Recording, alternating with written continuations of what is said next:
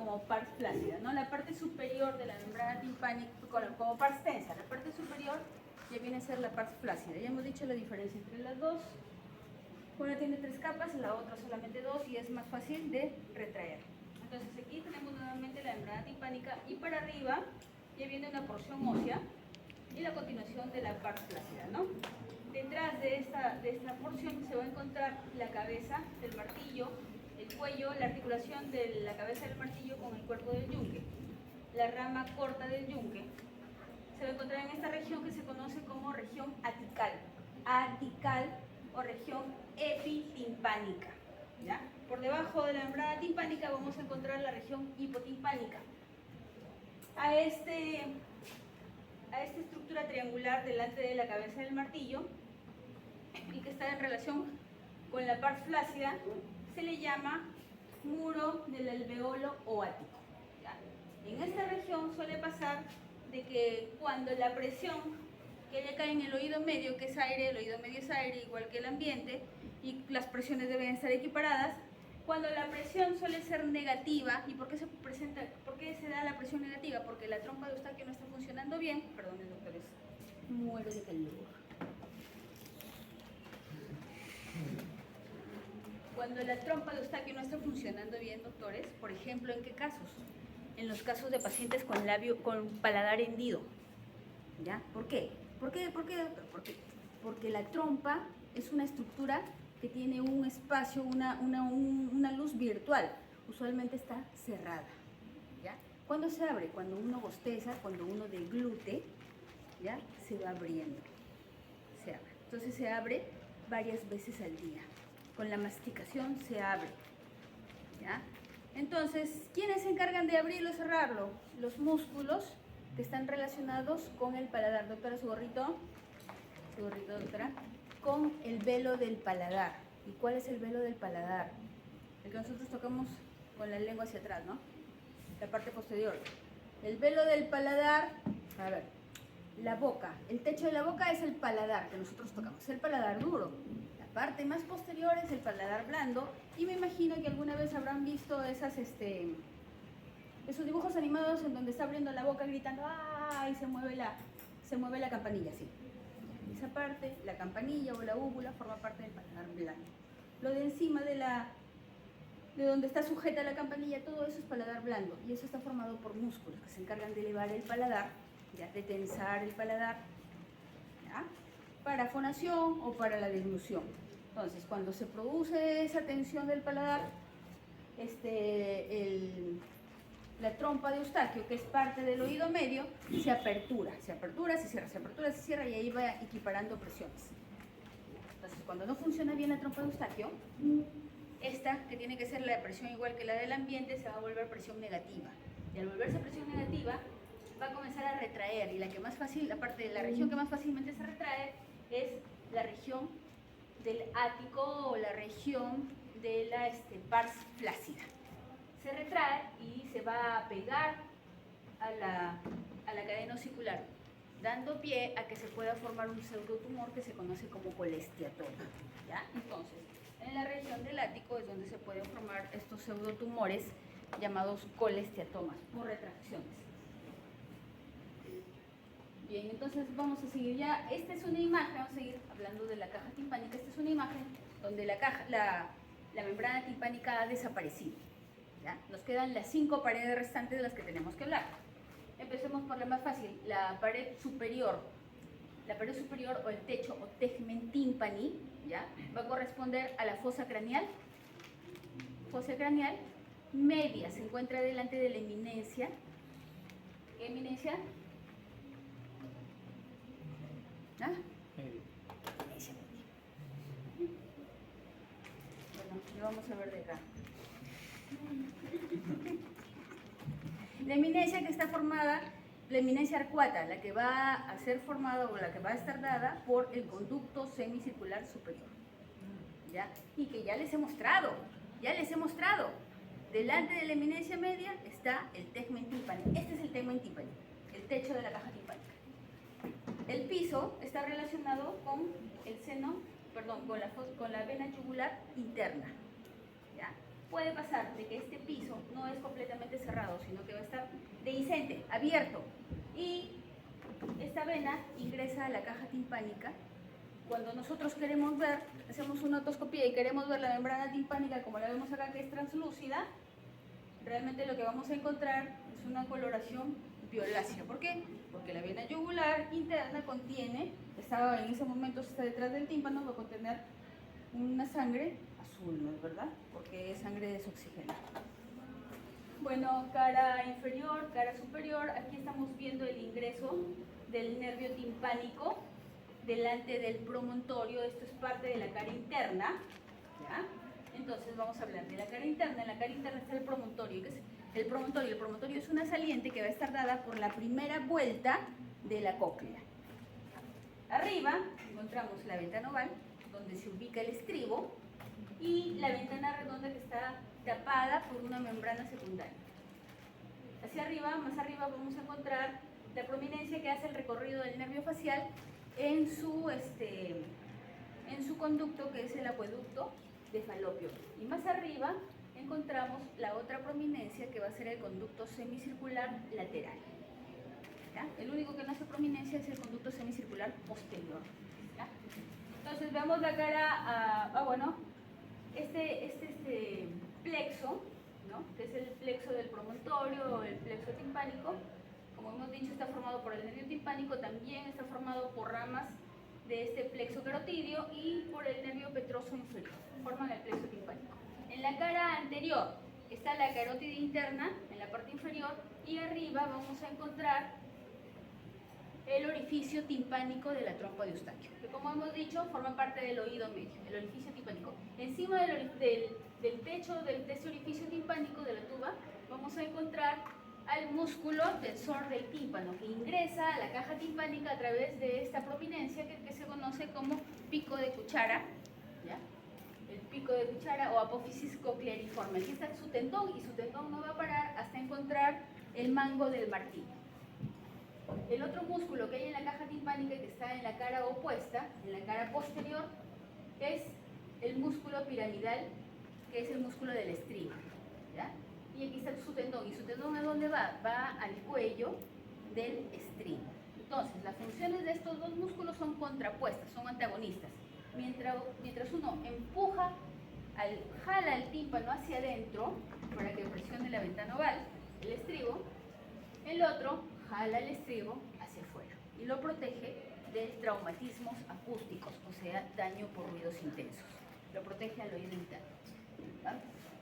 En la cara posterior también vamos a encontrar el recorrido del facial, ¿ya? Y sus dos ramas que da el facial. ¿Cuáles son? Bueno, aquí no está ilustrado, pero da una rama para el músculo del estribo y da esta rama que es la rama llamada nervio de la cuerda del tímpano, que ingresa por la cara posterior y sale por la pared anterior. No para hasta llegar a la lengua, y los 2/3 anteriores de la lengua está relacionada con la sensación gustativa. ¿Ya? Cuando se lesiona este nervio, el paciente va a tener un sabor metálico. Y arriba finalmente encontramos el orificio que comunica a la mastoides, que está acá de atrás, ¿ya? Con la caja timpánica, que se llama aditus adami. De la mastoides ya hemos hablado también, ¿no? Sí hemos hablado. ¿O no hemos hablado? No hemos hablado. Aquí está la mastoides es parte del oído medio. Hemos dicho que es un hueso poroso, tiene un orificio más grande, una celda grande, que es la más importante, que es el antro mastoideo, y el antro se comunica con la caja timpánica a través del aditus adantrum. ¿Ya? Ahí está su relación interna con el seno sigmoideo. Esto ya lo hemos hablado. Bien, ahí están las 6 paredes, ¿ya? Las 6 paredes del oído medio, que es la más compleja. Esta pared interna, si nosotros la sacamos, vamos a encontrar ya una porción del oído interno, que se conoce como vestíbulo. ¿Ya? Vestíbulo.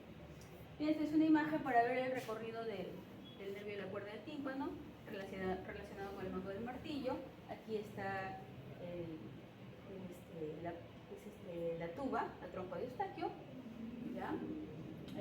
La región epitimpánica, el músculo tensor del tímpano, el facial también lo vimos ahí, El martillo, aquí lo que se ha seccionado es la cara anterior, vemos la cara posterior y vemos cómo el yunque, su rama corta se posiciona o se pega o se fija o se apoya en la pared posterior de la caja timpánica, arriba la prominencia que hace el conducto semicircular lateral, luego el facial, la ventana oval con el estribo, el músculo piramidal, el promontorio. La inserción de los músculos, el piramidal para el estribo y el tensor del tímpano para el martillo y el facial tanto su nervio para el estribo. Bueno, la cadena ocicular, el martillo tiene cabeza, tiene cuello, tiene mango, tiene apófisis lateral o corta y tiene apófisis anterior. El yunque tiene cuerpo, rama corta, rama larga, termina en una apófisis lenticular que se articula con la cabeza del estribo. El estribo tiene cabeza, cuello, rama posterior, rama anterior y tiene su platina o base, que a su vez se articula con la ventana oval. Bien, la trompa de Eustaquio, que es la última parte que tenemos que hablar de la caja del oído medio, es esta. Todos tenemos trompa de Eustaquio. ¿De dónde parte? De la pared anterior, de la caja timpánica. En el niño es más pequeña, en el niño es más horizontal y es más corta. En el adulto es más larga, es más estrecha, ya es más oblicua. Por lo tanto, el oído medio va a estar más protegido en el adulto que en el niño. En el niño es todavía inmadura. Por lo que la población que es más susceptible de sufrir infecciones de oído medio son los niños menores de 2 años. ¿Y qué es lo que interviene ahí? El grado de nutrición, interviene la polución ambiental, ¿ya? Por ejemplo, si hay papás que fuman delante del bebé, si cocinan en el mismo cuarto, ¿ya? Si preparan sus alimentos, cocinan en el mismo cuarto, y a lo mejor el lugar donde viven es una zona son casas de adobe, ¿ya? Que no están aireadas suficientemente. Todo eso va a tener efecto. El frío también es un condicionante. Todo va a tener efecto para que estas estructuras se inflame, se cierre y no ventile adecuadamente el oído. Cuando no ventila, viene ya el desequilibrio y el oído medio se va a comenzar a infectar con dolores, inflamación, fiebre, síntomas difusos.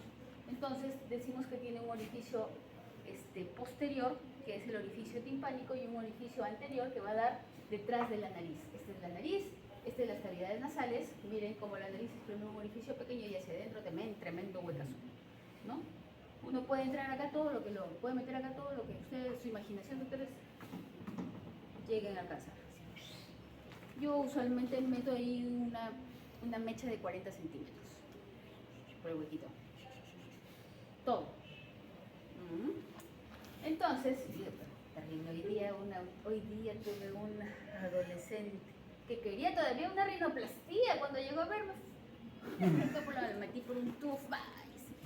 No, su nariz está bien, que le opere un plástico. Aquí nosotros no hacemos cirugías estéticas. Solo le voy a hacer su cauterización de cornetes. Y eso es lo que le hice.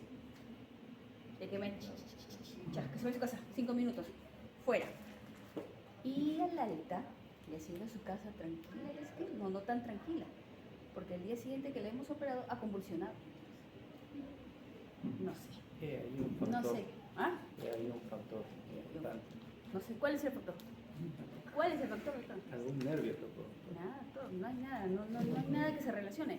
Esa es la medicina, doctor, y esa es la cirugía. Así que los que están entusiasmaditos por hacer algo, después se les va a quitar el entusiasmo. Ya, a medida que uno va avanzando en edad, se da cuenta que mientras menos haga es mejor. ¿Ya? Imagínense si me hubiera tirado a mis espaldas hacerle forzarle a esta niña una rinoplastía. Es más, ya le habían hecho una rinoplastía a los 16 años, doctores. Ya, o sea, estaba apuradita. Ya le habían hecho su rinoplastía. Sí, dice que un plástico, 16 años que todavía está desarrollando. No, porque dice que había vuelto a crecer. Yo la veía su nariz, de verdad, que la veía bien. Pero no, cuando hay gente así, ¿no? Un poquito desviada, doctor, un poquito desviada, que te lejos. Lo mandamos al de la competencia. que más odiamos, que se lo matamos. Ya, pero bueno, esta niña ha convulsionado y ha ido a la emergencia. Y yo tenía que verla los 2 días, hoy día la he visto, y no quería que se le tocara nada, nada, nada. Ha sido terrible, ha sido gritos, casi patadas. Ya. Y pues estaba manipulando. Cierto que había convulsionado, ahí la tenía, le habían hecho una tomografía. Nada tenía. Bueno, probablemente un foco epileptógeno que se desencadenó. Va a tener que ser manejada por el neurólogo, pero por nuestra parte nada. Entonces, nos lavamos las manos. Vaya, nosotros sacamos tapones, fuera, a ver si se dejaba. Agárrenla. ¿Ah? Entonces, sí, no es nada fácil. Pregunten a sus compañeros el día. Ha sido terrible, pues, ¿no? Y ya, uno terminó despeinada, pero... Y bueno, ya, pues eso es lo que son gajes del oficio, doctores. Con el tiempo van a ir aprendiendo. Entonces, vamos a ver la cavidad nasal. Detrás vamos a ver el orificio faríngeo de la trompa de Eustaquio, ¿ya? El de allá y el de acá. 2 orificios. Entonces, en una endoscopía, nosotros ingresamos la cámara por acá. Vamos a llegar a ver esta región que es la trompa de Eustaquio. ¿Ya? Es una especie de hendidura. Ya hemos dicho que este es un tubo virtual que se apertura cada cierto tiempo, ¿no? Y en la parte posterior, en especie de rodete, va a rodear a la trompa de Eustaquio y ahí se encuentra la amígdala de Gerlach, ¿ya? La amígdala tubárica o de Gerlach. Bueno, la de la mastoides ya hemos hablado también, Ya, esta es una imagen tomográfica, así se ve el acromastoideo. Y por último vamos a hablar del oído interno. Como habíamos dicho, la pared interna de la caja timpánica va a corresponder a la cara lateral del vestíbulo, porque en esta imagen podemos apreciar que el oído interno está ubicado en el peñasco del temporal, y aquí está el conducto auditivo interno, ¿no? Muy cerquita al oído interno, y vamos a ver cómo se relaciona con el oído interno el conducto auditivo interno. Entonces, el oído interno puede ser óseo y puede ser membranoso. Y el óseo está conformado por estas partes: los conductos semicirculares, el vestíbulo y la cóclea. Y en esta imagen nos encontramos con el vestíbulo, los conductos semicirculares y la cóclea. Entonces, esta es la pared lateral del vestíbulo, que va a corresponder o está relacionada con la pared interna de la caja timpánica. ¿Ya? Entonces, en la pared lateral del vestíbulo vamos a encontrar la ventana oval, y vamos a encontrar más abajo la ventana reactiva. Hacia arriba, en el techo, vamos a encontrar los conductos semicirculares. Miren, aquí está el superior, el lateral y el posterior. Y estos conductos semicirculares tienen la forma de una herradura, ¿ya? Tiene un extremo simple, por ejemplo, el extremo simple del semicircular superior con el posterior están unidos formando una cruz común, y tiene un extremo dilatado que se llama ampular, extremo ampular. 3 extremos ampulares y 2 extremos simples, ¿ya? En el techo se encuentran los 2 extremos ampulares del superior y del lateral, y el extremo común del superior con el posterior, así como el extremo simple del lateral. ¿Qué es importante acá?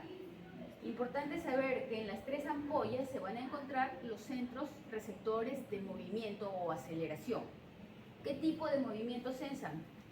Los conductos semicirculares. ¿Y cómo se llama las zonas, los acúmulos o los cúmulos de neuronas ahí ubicados?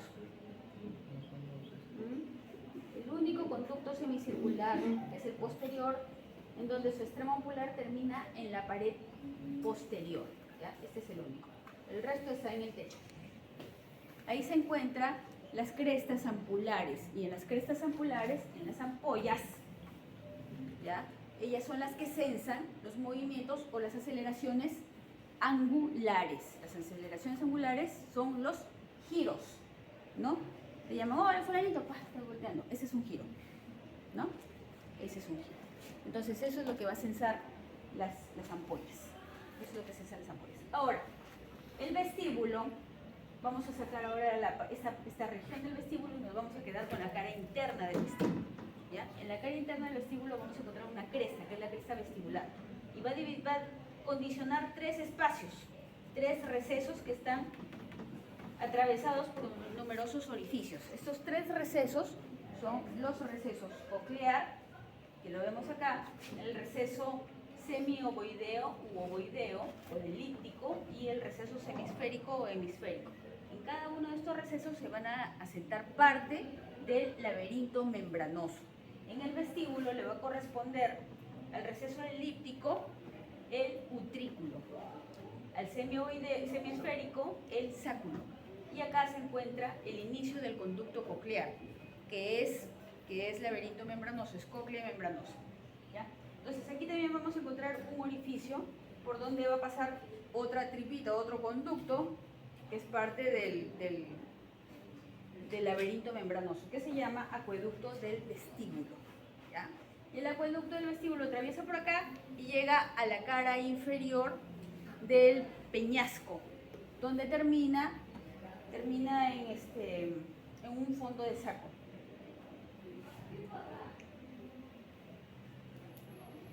Aquí lo vemos en el fondo de saco endolinfático.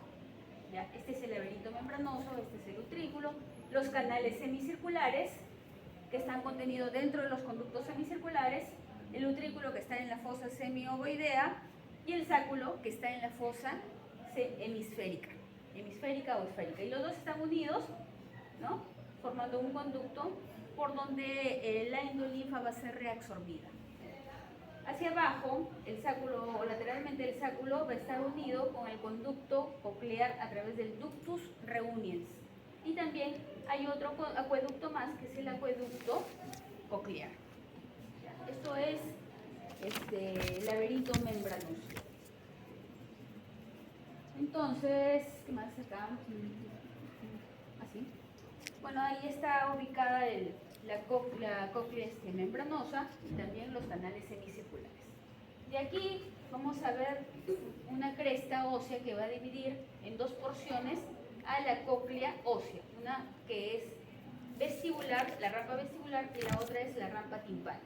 Entonces, este caracol lo vamos a ver así. Ahí está el caracol. El esqueleto del caracol va a estar formado por tres estructuras importantes, óseas, ¿no?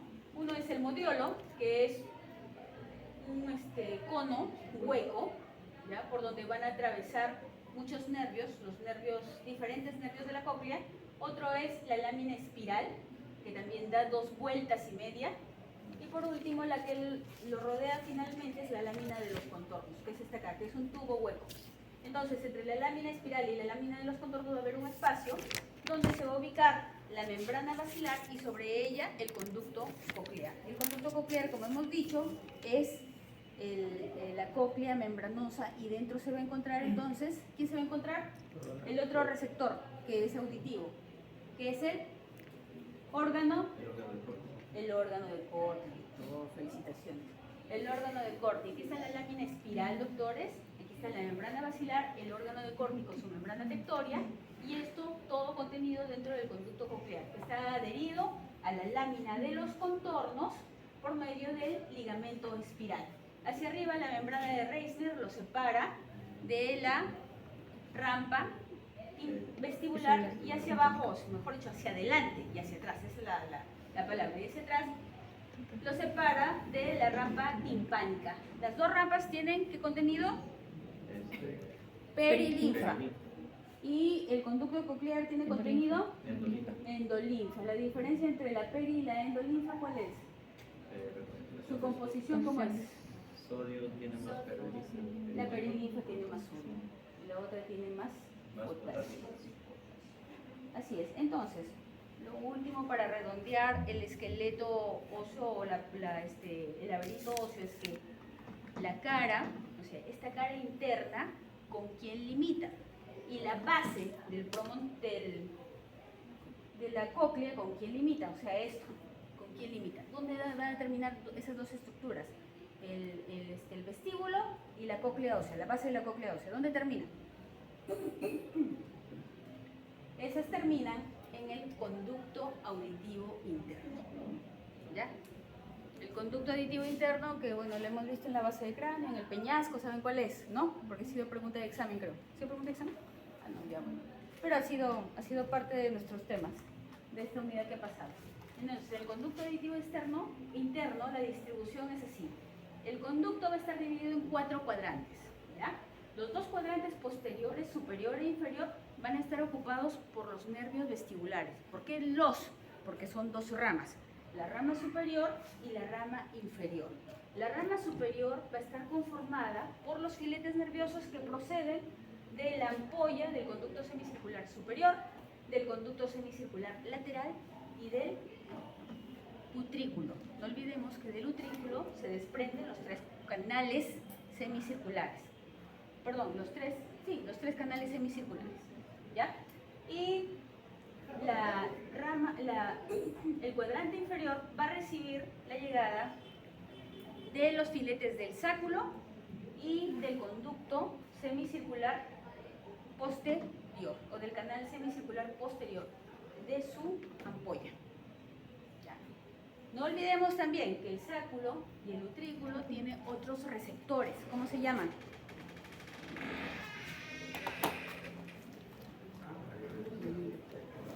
¿Cómo se llaman los receptores? Hemos dicho que las ampollas sensan la aceleración angular. Ya. ¿Estos receptores cómo se llaman? Se llaman máculas y contienen a los otolitos, que son cristales de carbonato de calcio que están contenidos dentro de una gelatina. Y esos van a sensar qué tipo de aceleración. El movimiento es una aceleración, ¿es verdad? ¿Qué tipo de aceleración? El utrículo, ¿qué tipo de aceleración? ¿Cómo se mueven ustedes? La angular ya hemos dicho que son las ampollas. El utrículo va a censar la aceleración horizontal.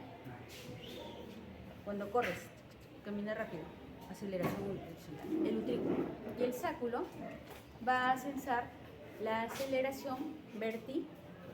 Asciendes, desciendes, ¿no? Saltas, ese tipo de aceleración. ¿Ya? Ahí están las aceleraciones, los movimientos en los diferentes espacios.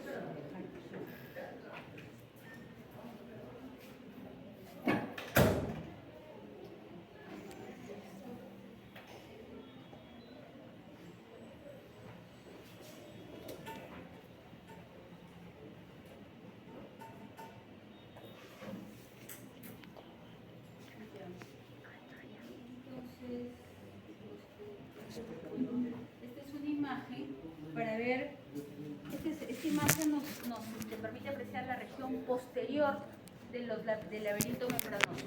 Entonces, la región posterior vemos que está saliendo el nervio coclear y la rama superior y la rama inferior del nervio vestibular.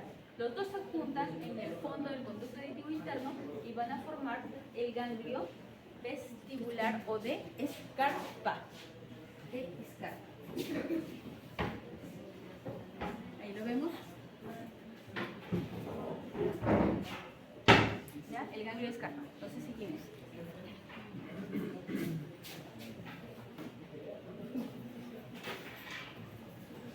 Bien, entonces esta es una imagen última para redondear.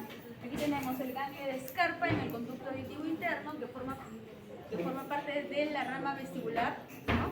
Del vestíbulo, del nervio vestibular, y los diferentes ganglios de Corti, ¿sí? O ganglios espirales de la rama coclear. ¿Ya? Bien, ¿cuál es la irrigación del oído interno? ¿Pregunta de examen o no? Gracias. La irrigación del oído interno. La arteria laberintica. ¿Fue pregunta de examen? No, tampoco. ¿Tampoco? ¿Nada preguntado? Eso hubiera puesto. Nada preguntado. La arteria laberintica, que nace de dónde? Puede nacer de la arteria basilar o puede nacer de la arteria cerebelosa antero-inferior. ¿Ya? ¿Por dónde entra? Por el conducto auditivo interno. ¿Por cuál de los 4 cuadrantes del conducto auditivo interno? El cuadrante por donde pasa el nervio coclear. ¿Ya? O sea, el cuadrante antero-inferior. Este es todo.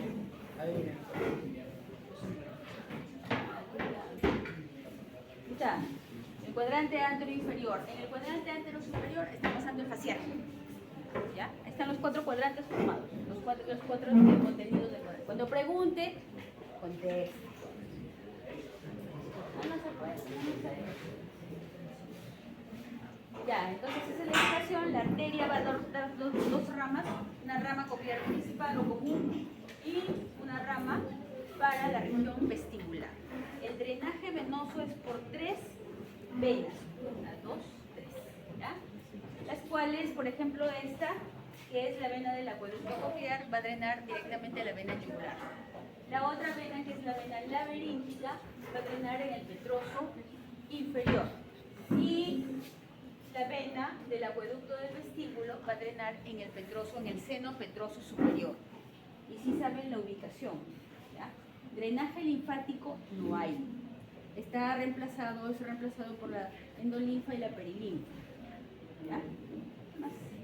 Nada más, muy bien, muchachos. Entonces ahora vamos a revisar las maquetas y con esto terminamos esta parte de acá y luego se pone